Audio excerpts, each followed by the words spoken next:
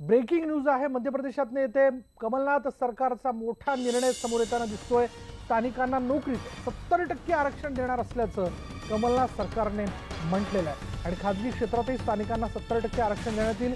मध्य प्रदेश सरकारचा हा एक मोठा निर्णय आपण बघतोय। हा निर्णय त्यांनी घेतलेला आहे कमलनाथ सरकारने।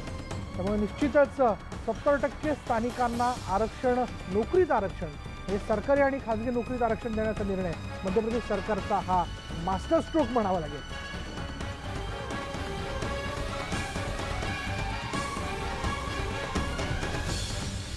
आता क्षणाची सगळ्यात मोठी बातमी बघतोय।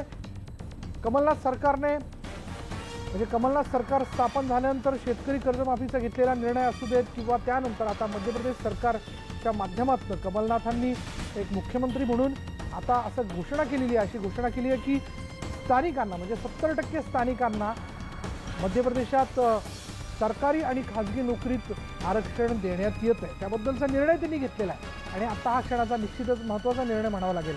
कारण या माध्यमातून त्यांनी फार मोठी खेळी खेळण्याचाही प्रयत्न केला असं म्हणावं लागेल।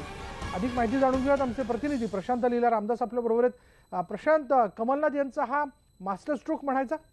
हा कमलनाथ जो आहे मध्य प्रदेशचे मुख्यमंत्री ज्यांचा कमलनाथ एक अतिशय मास्टर स्ट्रोक आहे आणि अतिशय महत्त्वाचा निर्णय म्हणावा लागेल। भूमिपुत्रांना थेट असं म्हणतात, भूमिपुत्र जे आहेत मध्य प्रदेशचे त्यांना 70% त्यांना आरक्षित केलेले आहे जागा सगळ्या खासगी उद्योगामध्ये आणि सरकारी याच्यामध्ये।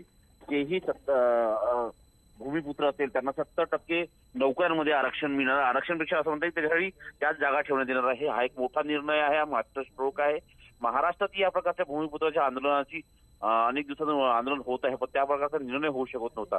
पण कमलनाथ जे आहे त्यांनी महाराष्ट्र, खास करून मध्य प्रदेश सरकारमध्ये हा मोठा निर्णय घेतला आणि एक मोठा मास्टर स्ट्रोक लगावलाय असंच म्हणावं लागेल। स्टुडिओ अगदी हा एक महत्त्वाचा निर्णय आणि याबद्दल निश्चितपणे मध्य प्रदेशात याबद्दल या निर्णयाचं कौतुक केलं जाऊ शकतं।